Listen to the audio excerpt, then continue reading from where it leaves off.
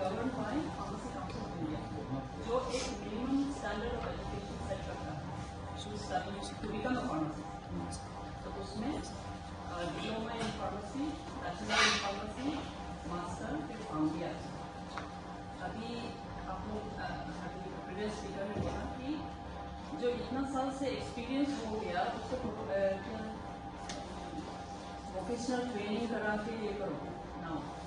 इसका हम ये बोलना चाहते हैं कि काउंसिल में रजिस्टर करने के लिए जो एलिजिबिलिटी क्राइटेरिया है वो ये है कि the person has to pass successfully complete B.Com, M.Com और MD।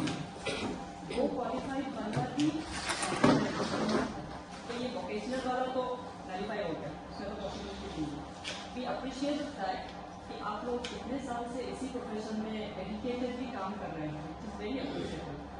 बट आप लोग ये भी जानता है कि ये ड्रग लाइसेंस लेने के लिए एक रजिस्टर्ड फार्मासिस्ट नहीं होता, उनका डॉक्यूमेंट या जो भी नहीं होता, तो आपको लाइसेंस ही नहीं मिलना। तो ये चीज़ आप क्लियर है, आप लोग तो जानता है। तो विच मीन्स आप इस प्रोफेशन में हैं तो you also need to respect कि हम लोग का profession in pharmacy profession, you are part of pharmacy profession. तो हम लोग टेक्निकल में आ गया, आप लोग एंटरप्रेन्योरशिप में आ गए ना। तो हम लोग एक दूसरे को रेस्पेक्ट करते हुए एक अब साथ में प्रोफेशन में आ गए। अभी हम being a regulator I can not से कि नहीं हम तो जो हमारा है हम डायरेक्ट इम्प्लीमेंट करेगा, वो नहीं करना चाह रहा है, क्योंकि हम भी जानता है कि आप इतना साल से यहाँ पे काम कर रहे हैं। हैविंग सेड दैट, जो अनएम्प्लॉयड एसोसिएशन ने भी जो इशू रेज किया है ना, this is a very important issue, very genuine. तो ये पहले से ही होना चाहिए था। आप सब लोगों ने ऐसा बोला कि ये इतना साल से इम्प्लीमेंट नहीं हुआ, अभी तो इतना साल से इम्प्लीमेंट नहीं हुआ, उसमें आप लोगों को इतना साल से रिलैक्सेशन दिया आप लोगों को। तो अभी जब टाइम आ गया है कि this needs to be implemented fully full fledge, तो उसमें आप लोग हमको सहयोग देना है, क्योंकि हमने आप लोगों को इतना साल से सहयोग दिया हुआ है, तो आपको भी हमको सहयोग देना है। वो कमिंग टू सैलरी को छोड़ दीजिए, रिगार्डिंग अवेलेबिलिटी ना, ये हम आप लोगों को भी बताना चला, क्योंकि practically you should also know. तो अभी जैसे हम जोन 5 में हैं, जोन 5 में बहुत मैंने हम लोग तो उनको अवेयरनेस प्रोग्राम दिया, फर्स्ट जोन जिसने अवेयरनेस प्रोग्राम फॉर्मली कराया ना, फॉर्मली करा के हमने सबको बुलाया, सब मैक्सिमम पार्टिसिपेशन है और सब ने बहुत अच्छा से उसको सीरियसली भी लिया। और सब लोग उस अवेयरनेस प्रोग्राम के बाद में दे स्टार्टेड लुकिंग फॉर ये आपका रजिस्टर फार्मेसी। तो उन्होंने बोला मैडम अभी क्या करेगा, मैंने हम लोग को भी पूछा है कि आप लोग भी मदद कर दीजिए, क्योंकि हम लोग को इतना दूर के देखना नहीं मिलेगा ना। तो बताइए, हम अनएम्प्लॉयड जो हम लोग का जोन 5 में जो अनएम्प्लॉयड ये है आप लोग का रिप्रेजेंटेटिव क्या इंचार्ज जो भी है ना, उनका एक नहीं 4 आदमी का नंबर हम लोग को व्हाट्सएप ग्रुप है, उसमें सब 4 आदमी का नाम को सबको शेयर कर दिया। उनका रिस्पॉन्स ये है, मैंने जो भी फार्मेसी ये लोग का, कि इतना लोगों का नंबर तो दिया, सबको फ़ोन कर रहा है, लेकिन वो लोग भी होगा पूछताछ करेगा बोला है, लेकिन कुछ भी रिस्पॉन्स नहीं आता। तो अभी क्या करेगा, टाइम चला गया, 6 महीने का टाइम चला गया, तो वो लोग भी मैंने वो टेंशन में है कि क्या करेगा। तो इन दैट केस हम लोग भी as a regulator direct implement करेगा होने से कैसे करेगा, मैंने हम वो सिचुएशन को देख रहे हैं ना, तो वो सिचुएशन को देख रहे हैं कि हम डायरेक्ट बंद कर देगा ना, क्या कर देगा, वो भी पॉसिबल नहीं है। तो इसके लिए मैंने अभी एक दूसरा सब आज यहाँ पे इतना मैंने ऐसा मौका मिलता नहीं है, आई थिंक फर्स्ट टाइम ना ऐसा कुछ हो रहा है। तो इसका एडवांटेज लेते हुए ये करने से मैंने एक एमिकेबल सोल्यूशन जो सबने बोला, ऐसे करके जो भी सैलरी तो इशू है ही, क्योंकि सब लोग जो अफोर्ड नहीं कर पाएगा, तो मैंने जैसे ना इसमें भी हम थोड़ा सा एक बैकग्राउंड चलेगा ना। फार्मेसी काउंसिल ऑफ इंडिया में जो इसका जो टीचिंग प्रोफेशन में फार्मेसी इंस्टीट्यूट लोग थोड़ा उसका थोड़ा रेफरेंस दे देगा जिसको समझना। उसमें फार्मेसी काउंसिल ऑफ इंडिया ने उन्होंने ऐसा लिखा है, ऐसा किया है कि जो टीचिंग प्रोफेशन में है, बी प्राइवेट और गवर्नमेंट, उनका टीचिंग जो फार्मेसी टीचर्स है उनका एक स्टैंडर्ड मिनिमम सैलरी होना चाहिए, ऐसा करके है। हाँ, मिनिमम वेज होना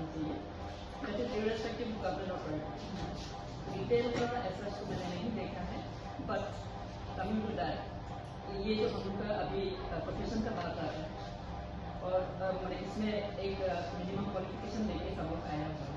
definitely we do expect minimum wage minimum wages, but having said that again मतलब इसमें ऐसे ही आ रहा है, चाहता तो है लेकिन क्या करे, ऐसा ना कुछ आ रहा है।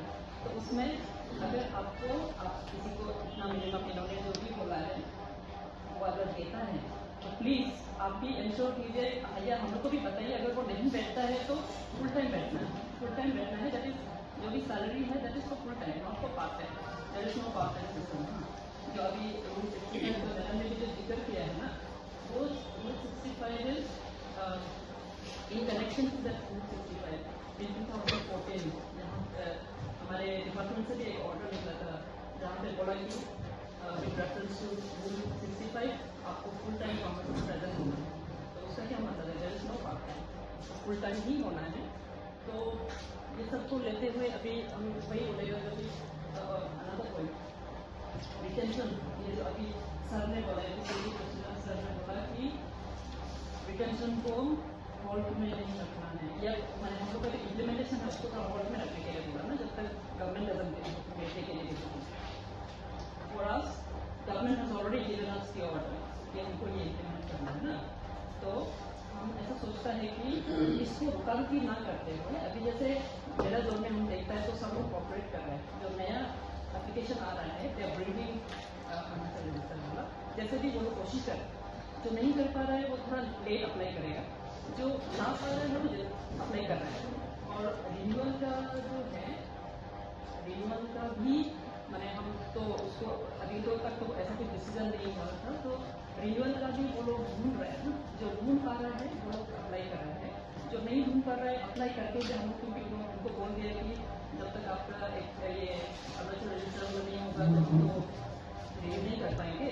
सो they are taking some time, तो ठीक है मैं अप्लाई तो करके एप्लीकेशन तो आ गया, एप्लीकेशन आ गया।